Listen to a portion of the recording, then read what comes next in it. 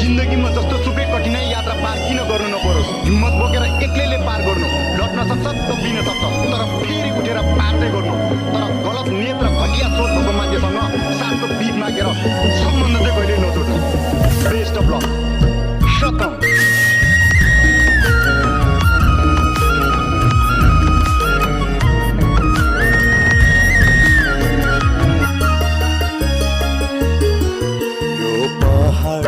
यो हिमाल आकाशलाई साक्षी राखौँला,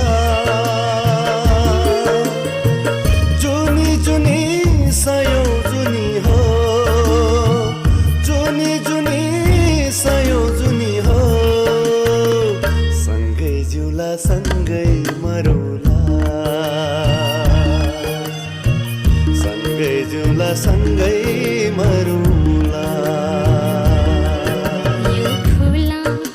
झरना धरतीलाई साक्षी राखौँला, जुनी जुनी सयौं जुनी हो, जुनी जुनी सयौं जुनी हो, सँगै जिउला सँगै